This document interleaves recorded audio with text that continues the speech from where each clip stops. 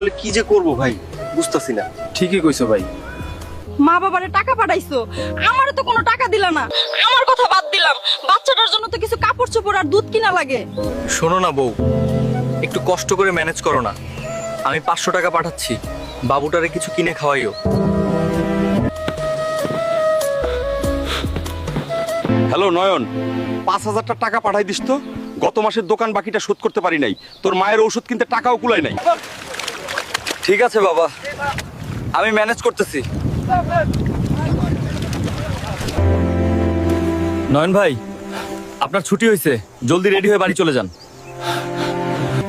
এখন আমার ছুটির দরকার নাই, যখন লাগবো আমি বলবো। আপাতত ক্যান্সেল করে দেন। তোর পোলা আর আমাদের নাই রে নয়নের মা। নয়ন এখন আমাদের পর হয়ে গেছে। ওই রে নয়নের বাপ, সবই তো আমাদের কপাল। আমাকে তোমার কাছে নিয়ে যাও, না হয় আমি বাপের বাড়ি চললাম। তোমার বাড়িতে আমার আর থাকা সম্ভব হচ্ছে না। কি হয়েছে তোমাদের? একটু শান্তি মতো কি আমাকে থাকতে দিবা না নাকি তোমরা?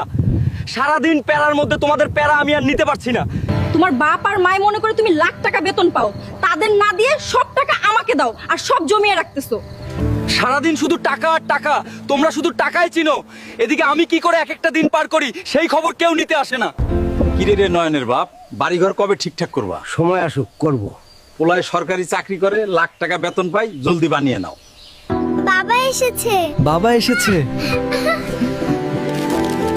বাবা, আমার জন্য পুতুল আনুনি। বাবা নয়ন, তা টাকা পয়সা কত আনলি? জানিসই তো বাড়িতে অনেক দেনা হয়ে গেছে, বাড়িটাও ঠিক করা দরকার। বাবা, আমার নতুন চাকরি। গ্রামের হেডমাস্টার রহিম চাচার সাথে আমাকে মিলালে কি হবে? তাদের চাকরি পুরনো।